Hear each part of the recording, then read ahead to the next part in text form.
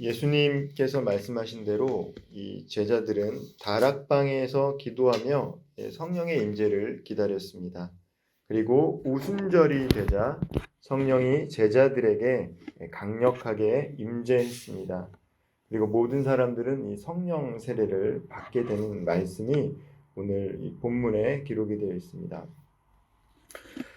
다락방에 기도하면서 성령을 기다리던 제자들에게 성령이 임했는데요. 성령이 어떻게 임했습니까?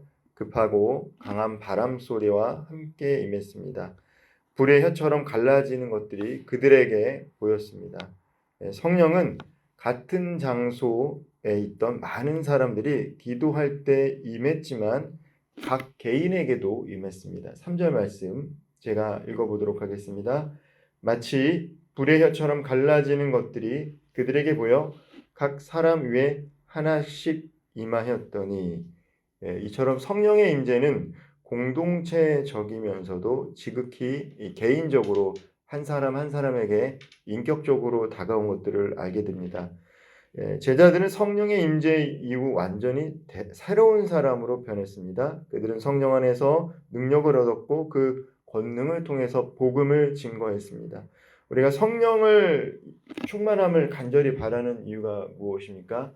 우리가 하나님께 기도하면서 성령을 사모하는 이유는 다름이 아니라 복음을 증거하기 위함입니다. 성령 충만함을 받으면 나타나는 현상이 무엇입니까? 그때 복음을 증거하기 시작한다라는 것이죠. 물론 이제 병 고치는 은사도 예언도 여러 가지 있지만 그것은 하나의 수단이고, 복음을 증거하기 위해서 하나님께서 사람들에게 성령을 주는 것이죠. 그리고 성령을 사모해야 하는 이유도 뭐냐면 우리가 복음을 증거하기 위해서 우리는 성령을 사모하는 것입니다. 사도행전에 보면은 나중에 사도들이 이렇게 여행을 하게 됩니다. 그러다 보면은 간혹 성령의 임재를 사모하는 사람이 이제 돈으로 그것을 사려는 것들을 바라보게 됩니다. 놀라운 기적과 이적을 베푸는 것들을 통해서 사람들의 주목을 받고 싶어서 성령 충만함을 사모하는 사람들이 있었다는 것이죠. 그러나 그때 하나님은 오히려 그런 사람들을 해했습니다. 성령을 받아야 되는 이유는 다른 것이 아니라 자기의 영광을 위해서도 아니고 기적과 이적을 위해서도 아니라 복음을 증거하기 위해서라는 것이죠.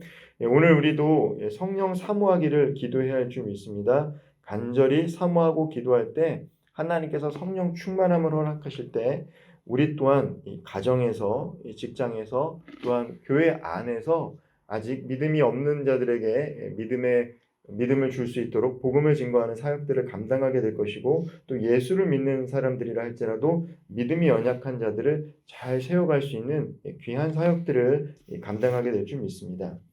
4절 말씀 제가 다시 한번 읽어보도록 하겠습니다. 그들이 다 성령의 충만함을 받고 성령이 말하게 하심을 따라 다른 언어들로 말하기를 시작하니라. 방언의 은사를 받았다라는 것이죠. 그런데 초대교회 마가의 다락방에서 기도할 때 받았던 사람들의 방언과 오늘 우리가 알고 있는 방언에는 약간의 차이가 있는 듯합니다. 그들이 방언은 어떤 거냐면 다른 언어들로 말하기 시작했다는 것이죠. 외국어를 했다는 것입니다. 이들은 갈릴리 사람들입니다. 갈릴리 사람들로 하나의 언어를 쓰던 사람들인데 성령이 임재하니까 각기 다른 나라 언어로 말했는데 그 언어를 오순절날 왔던 경건한 유대인들이 듣게 되게 됩니다. 오순절이라고 하는 것은 기독교에서는 예수님께서 부활로부터 50일째 되는 유대력이죠. 50일째 되는 날입니다. 그리고 이스라엘 사람들, 유대인들은 모세가 시내산에서 율법을 받은 날을 또 이제 오순절이라고 합니다. 77절, 맥추절이라고 하지만 이제 추수와 관계된 것이지만 특별히 유대인들은 오순절 날에 시내산에서 모세가 율법을 받았다라고 얘기합니다. 그리고 특별히 유대인의 3대 절기에는 이스라엘 사람들, 특별히 이제 디아스포라 유대인들이라고 해서 이스라엘이 남유다 북이스라엘로 나뉠 때 이미 흩어졌던 사람들, 그리고 바벨론 포로로 갔을 때 거기서 흩어졌던 사람들, 그 이후에 신구약 중간 시기에 이 페르시아나 여러 제국들에 의해서 흩어졌던 사람들. 그래서 오늘 본문에 보면 각지에 있는 사람들의 지명이 나오는데 그들이 언제 모입니까? 우리가 잘 알고 있는 이 이스라엘 3대절 그 중에 하나 이 오순절날에는 만 20세가 되는 성인들은 항상 예루살렘에 와서 제사를 지냈다라고 합니다. 예수님께서 6월절 날 돌아가셨죠. 그때도 많은 사람들이 예루살렘에 왔기 때문에 예수 그리스도께서 십자가에 달린 사건들을 목격하고 들었습니다. 그리고 많은 사람들이 오순절날 왔기 때문에 이들이 방언으로 말하는 것들을 보고 듣게 되는 것이죠. 예레미야는 예레미야 31장 33절에서 이렇게 이야기합니다. 그러나 그날 후에 내가 이스라엘 집과 맺을 언약은 이러하니 곧 내가 나의 법을 그들의 속에 두며 그들의 마음에 기록하여 나는 그들의 하나님이 되고 그들은 내 백성이 될 것이라 여호와의 말씀이니라. 예레미야가 이제 예언을 하고 있죠. 이제 새 언약에 대해서 얘기합니다. 옛 언약은 무엇입니까? 모세가 시내산에 올라가서 두 돌판을 갖고 왔을 때 그것을 맺었던 것이 옛 언약이었다면, 율법의 조문으로 맺었던 것이 옛 언약이었다면, 예레미야는 이제 나중에 하나님과 새 언약을 맺게 될 텐데 그때의 그 언약은 더 이상 그 법이 두 돌판에 있는 것이 아니라 하나님과 언약을 맺은 백성들의 마음속에 기록될 것이다라고 합니다. 이제 성령을 받아서 하나님의 영이 임할 때 하나님의 말씀이 그 안에 있을 때 바로 새 언약을 맺게 되는 것이죠. 새 언약의 시대가 예수 그리스도로 말미암아 도래하게 되는 것입니다. 구약 시대의 오순절이 말씀의 돌판을 받았다라면 신약 시대의 성령 강림에 의한 오순절에는 이제 그 말씀을 이 가슴판에 새기는 놀라운 역사가 일어나는 것이죠.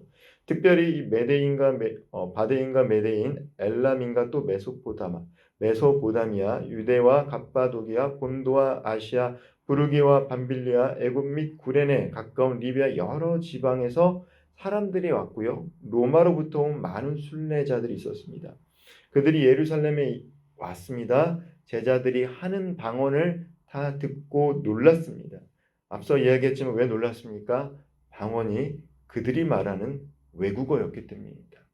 이들은 다 유대인들인데 외국어를 할 줄 아는 이 디아스포라 유대인들이죠. 헬라의 영향을 받았던 오늘날로 말하면 이제 교포들이죠. 교포들. 각자의 언어를 쓸 수 있는 그 유대인들이 예루살렘에 와서 모여 있는데 갑자기 그 지방으로 자기가 살고 있는 지역의 언어로 이야기하는 것들을 보고 매우 놀랐습니다. 어떤 일이 일어나는 것입니까? 소통하게 됐다는 것이죠. 소통하게 됐다는 것을 상징적으로 드러내주고 있습니다. 창세기 11장에는 이 바벨탑 사건이 기록이 되어 있습니다. 그때 당시만 해도 사람들은 언어가 하나였다라는 것이죠. 그런데 언어가 나뉘게 되는데 이유가 있습니다. 왜 언어가 나뉘게 되었습니까? 그들이 하나님의 도움 없이 자신들의 생존을 위해서 탑을 쌓았고 또 탑을 쌓으면서 자신들의 이름을 드러내고 싶어서 탑을 쌓기 시작했습니다. 그때 하나님께서 바벨탑의 공사를 중지시키기 위해서 불통하게 했죠. 언어를 다르게 한 것입니다. 그런데 오늘 이 오순절 마가의 다락방에서 성령이 강하게 강림하실 때 비로소 방언을 통해서 불통했던 사람들이 소통하는 놀라운 역사가 일어나게 되는 것이죠. 성령은 하나 되게 하시는 영이다라는 것입니다. 성령은 어떻습니까? 하나 되게 합니다. 공동체의 원들을 하나 되게 하는 영이 성령인 줄 믿으시길 바랍니다. 하나님의 영이 임하면 마음과 마음이 이어져서 불통이 아니라 소통하게 된다는 것이죠. 하나님의 영이 강력하게 임하면 하나가 되는 놀라운 역사들이 일어나게 됩니다. 우리가 이제 공동체 안에서 하나 되기를 힘쓰자라고 합니다. 그래서 여러 가지 방법들을 생각하죠. 어떻게 하면 마음을 하나 되게 할까? 그런데 초대교회는 어떻게 하나가 됐습니까? 예수 안에서 함께 기도할 때 비로소 하나 되는 놀라운 역사가 일어났다는 것이죠. 사람의 노력으로 하나 되는 것이 아니라 성령이 강력하게 임하면 하나님의 영이 그 안에 있기 때문에 하나 될 수 있다는 것들을 증거하고 있습니다. 이 성령의 임재로 제자들이 방언을 하자 순례자들은 두 가지 반응을 보였습니다. 하나는 놀람과 당황함이었고요. 또 다른 하나는 조롱이었습니다. 놀람과 당황함을 보였던 사람들은 이 존경 어린 반응인 것이죠. 어떻게 저들이 우리 언어로 이야기를 하는가라는 것입니다. 근데 후자는 이 조롱했다는 것은 비아냥거린 것을 의미합니다. 13절에 보면 그들이 새 술에 취했다라고 치부해 버립니다. 성령의 역사를 부인하면서 그들이 술에 취해서 저렇게 이야기한다라고 합니다. 술을 마시면 어떻게 됩니까? 우리나라 말에도 처음에는 사람이 술을 마시고 술이 술을 마시고 후에는 술이 사람을 마신다라고 이야기합니다. 이 술을 마시게 되면 사람이 용기도 없고 하지 못했던 일들을 하게 됩니다. 술의 지배를 받는 것이죠. 마찬가지입니다. 성령이 강력하게 임하면 사람이 바뀐다는 것입니다. 얌전했던 사람이 술을 먹으면 담대해져서 사람들에게 막 하지 못했던 말도 했던 것처럼 성령이 강력하게 어떤 사람에게 임하면 예수 믿어도 아무 말 못했던 사람이 이제 비로소 사람들에게 예수 그리스도를 증거하고 담대해질 수 있다는 것, 성령의 사람이 됐기 때문에 가능한 것입니다. 성령에 사로잡힌 사람들은 성령의 사람으로 새로운 존재가 된다는 것이죠. 그러나 세상의 영에 사로잡혀 있으면 여전히 세상 것들을 바라보고 세상의 영역 안에서 삶을 살아가게 됩니다. 오늘 우리는 이 말씀을 통해서 우리 또한 성령을 사모해야 할 줄 믿습니다. 우리가 이렇게 삶을 살아감과 동시에 또 하나님께서 맡겨주신 사역들이 있는데 성령 충만할 때 우리는 각자에게 맡겨진 귀한 사역들을 감당하게 될 줄 믿습니다. 성령의 임재는 위대한 역사를 새 시대를 여는 신호탄입니다. 구약 시대에는 하나님의 영이 한 사람 한 사람 특별한 사람들 제사장, 선지자, 사사 같은 사람들에게 갔다라면 이제 신약 시대는 예수 그리스도를 믿음으로 말미암아 하나님을 간절히 바라는 사람들, 성령을 사모하는 사람들에게 하나님께서 구별 없이 성령을 충만케 허락하십니다. 성부 하나님이 계획하신 구원의 역사를 성자 예수님이 십자가에서 이루셨고 또 부활을 통해 이루셨다라면 성령은 그것을 사람들에게 적용하는 일을 하십니다. 그리고 오늘도 성령은 그 사람들 한 사람 한 사람을 인도하면서 하나님의 구원의 성취를 이루는 일들을 함께 이뤄가시는 매우 인격적인 분이십니다. 오늘 하루도 성령의 임재를 경험할 수 있는 귀한 하루 되기를. 그래서 오늘 새벽에 기도할 때 우리 각자 한 사람 한 사람이 성령 충만함을 받고 경험할 수 있는 은혜의 시간이 될 수 있도록 간절히 기도할 수 있기를 소망합니다. 기도하겠습니다. 사랑의 하나님, 초대교회에 일어났던 놀라운 역사가 오늘 우리들의 삶 가운데도 우리 교회에도 다시 재현되기를 소망합니다.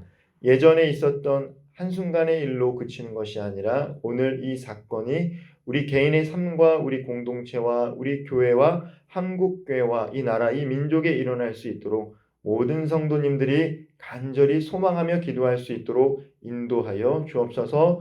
우리가 성령 충만함을 사모하게 하시사 예수 그리스도 그 아름다운 이름을 담대히 선포하게 하여 주시고 새 사람이 되어 하나님의 일들을 능히 다 감당할 수 있도록 인도하여 주옵소서. 하나님, 우리들의 삶 가운데 불통이 아니라 성령 안에서 하나됨으로 통쾌 되는 놀라운 역사가 우리들의 가정과 일터와 직장과 또 교회 가운데 일어나게 하여 주옵소서. 오늘도 성령 하나님께서 우리들의 삶을 가장 선한 길로 인도하실 줄 믿으며 이 모든 말씀 우리 구주 예수 그리스도의 이름으로 간절히 기도하옵나이다. 아멘.